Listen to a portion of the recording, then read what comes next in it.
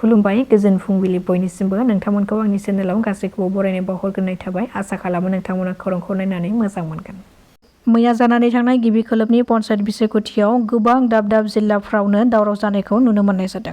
बेनि गेजेरावनो भट होबाय थानाया सोलिबाय थानाय समावनो भट मिरुनिफ्राय बेलट पेपार सिखाव खावदों। बे खावनाय जाथायखौ लानानै ओनसोलाव मोनसे दुंहाव थासारि सोमजिदों।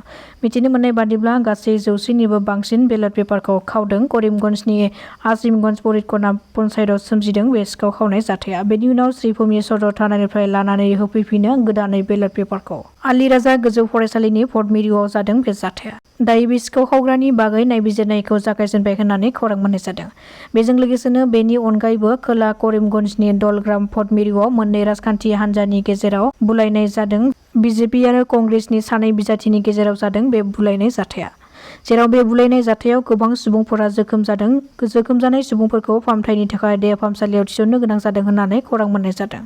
हादोराव पाकिस्ताननि हेंथायै बा पाकिस्तानखौ मदद खालामग्रा सुबुंफोरखौ हमनायनि उनावबो खायसे सुबुंफ्रा समाजारि बिजोङाव पाकिस्तानखौ मदद खालामनाय बा भिडिअ' पस्ट होनायनिफ्राय गोजानाव थायाखै। फिन आरोबाव पुलिसनि जेयाव नांदों सासे सुबुङा। मुङा उमर आली आरो उमर आलीआ गावनि इनस्टाग्राम एकाउन्टनि गेजेरजों पाकिस्ताननि भिडिअ'खौ मदद होनायनि दायाव उमर आलीआ पुलिसजों खाजादों। बावैसो सान सिगां चिरांनि रुनिकाटा थानानि बेन्दोंआव थानाय रानिपुर बाथाबारियाव सासे आइजोखौ खास्रि बिस्रि बुथारनाय जाथायनि दायनिगिरिखौ गोख्रों साजा होनो थाखाय दाबि दैखांदों। मख'नो गोनांदि सासे दुथां मुक्ता बसुमतारिया सासे 38 बोसोर बैसोनि हुबिला नार्जारिखौ आखायाव सिखा आरो बाथाम लानानै खास्रि बिस्रियै बुनानै बुथारदोंमोन। बे जाथायखौ लानानै जाहाथे दायनिगिरिखौ गोख्रों साजा होनांगौनि दाबिजों मैया थाइखाजरा रानिपुर ओनसोलनि सा 100निबो बांसिन सेल्फ हेल्प ग्रुपनि आइजोफोरा राइन' स्पर्टिं क्लाब एन्ड लाइब्रेरिनि गेलेग्रा फोथाराव गोख्रों खुद्रिसारदों। गुवाहाटी पुलिसनि जेयाव नांदों 4 एटिएम सिखावफोर। मिथिनो हानाय बादिब्ला बिसोर 4 सिखावफोरा लाचित नोगोरनि SBIनि एटिएमआव सिखाव खावनो थाखाय जागायजेनदोंमोन। थांनाय 30 एप्रिलाव ताला बुफायनानै गं 6 बेटारिफोरखौ खावदोंमोन होननानै फोरमायथिदों। हमजानाय 4 सिखावफोरखौ बक'नि दुर्गेश्वर राभा, रङियानि गौतम दास, गुवाहाटीनि शिव छेत्री आरो गुबुन सासेखौ राहुल दास होननानै सिनायथि होदों। NIA नि केसखौ लानानै गोनां खोथा फोरमायथिदों XNDP वेलफेयार एस'सिएशननि आफादगिरि रुजुग्रा मोसाहारिया। बिथाङा फोरमायथिनाय बादिब्ला थांनाय 2020 मायथाइनि 27 जानुवारियाव बिटिआर गोरोबथा जादोंमोन आरो बे बिटिआर गोरोबथानि दफा बादियै जेसेबां NDB फोरनि केसफोर दङ बेफोरखौ उइथड्र खालामनायजों लोगोसे जायफोर बिथांमोना दासिमहालागै NIA केसफोर दं बिथांमोना गुवाहाटीनि अनगायैबो गुबुन गुबुन जेलाव आसाम नाङैनो दङ। बिटिआर सोरखारजों लोगोसे एबसु आरो XNDPआ भारत सोरखार आरो आसाम सोरखारखौ नारसिननायजों बारग' XNDB फोरनि NIA केसफोरखौ आसामनि गुवाहाटी हाइ कर्टनि सिङाव लांनानै बेफोर केसफोरखौ फोजोबनायनि थाखाय दाबि खालामदोंमोन।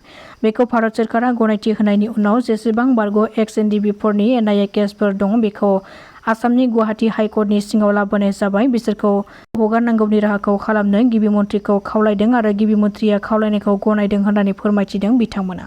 भट थुनानै बेलट पेपारखौ समाजारि बिजोङाव फोसावदों पन्चायत बिसायख'थियाव बाहागो लानाय सासे सुबुङा।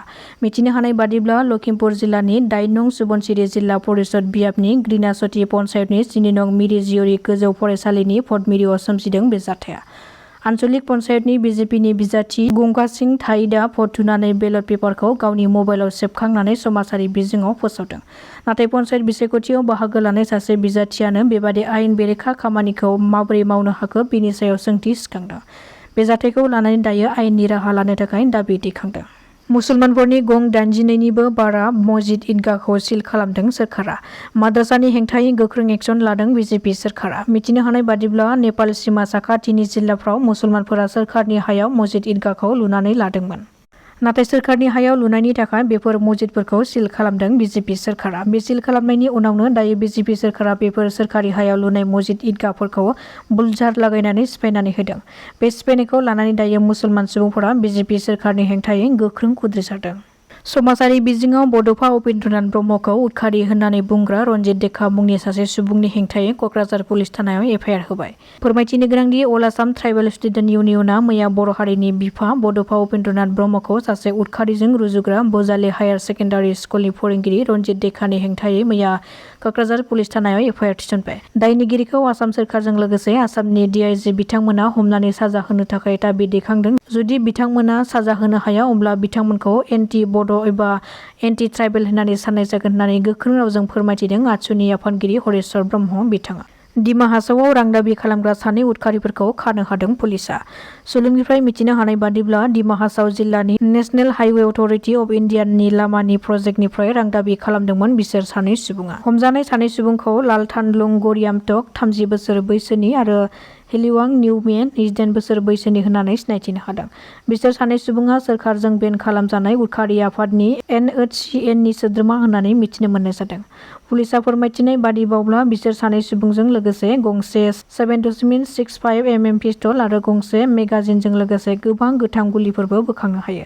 फोरमायथिनो गोनांदि बेनि सिगाङावबो दिमा हासाव जिल्लायाव आसाम पुलिसजों लोगोसे आसाम राइफल जथायै अपारेसन खालामनायनि गेजेरजों NHCNनि 3 सोद्रोमाफोरखौ हमनो हादोंमोन।